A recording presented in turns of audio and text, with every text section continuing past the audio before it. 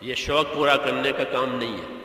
دین کے کام شوق پورا کرنے کے لیے نہیں ہوتے، شوق سے کام نہیں کیا جائے گا، فکر سے کام کیا جائے گا۔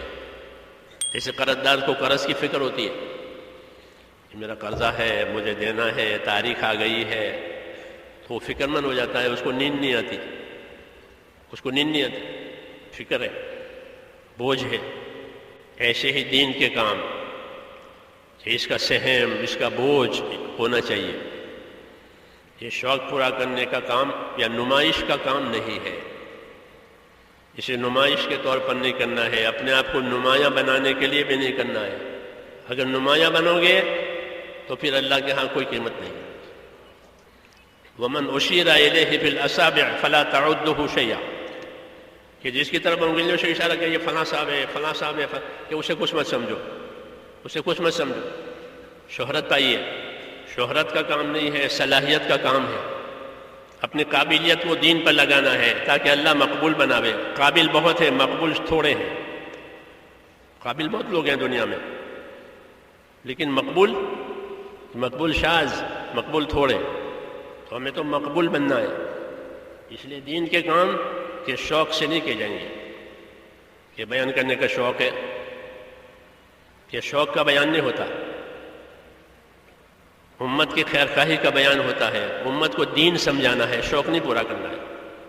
امانت ہے کہ امت کو دین سمجھاؤ، امت کو دین سکھاؤ۔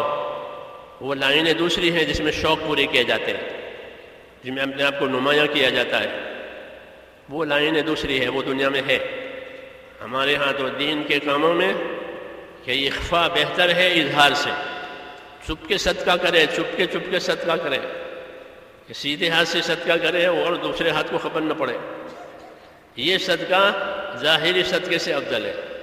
ان تبدوا الصدقات فنعما ہی، کہ اگر تم ظاہر کر کے صدقہ دے دو کہ یہ بھی ٹھیک ہے۔ وَإِن تُخْفُوهَا وَتُؤْتُوها الْفُقَرَاءَ فَهُوَ خَيْرٌ لَكُمْ، کہ اگر تم اپنے صدقے چھپاؤ، چپکے سے فقیروں کو دے دو، یہ تمہارے لیے بہت بہتر ہے۔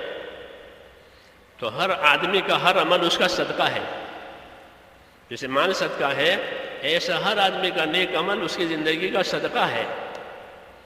اس کا جتنا یہ اخفا کر سکتا ہے، پوشیدہ کر سکتا ہے، یہ اس کے اظہار سے بہتر ہے۔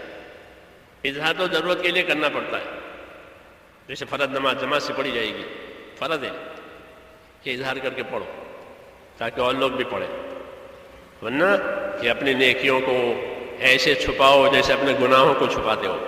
لوگ اپنے گناہوں کو، اپنی غلطیوں کو، اپنی کمزوریوں کو چھپاتے ہیں تاکہ ماحول میں رسوائی نہ ہو۔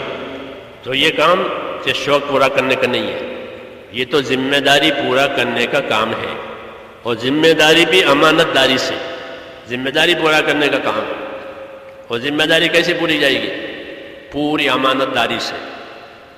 جب ذمہ داریوں کو امانت داری سے پورا کیا جائے گا تو یہ اللہ سے قریب ہو جائیں گے، ان کی خدمت، ان کی اطاعت، ان کی قربانی وزندار ہو جائے گی۔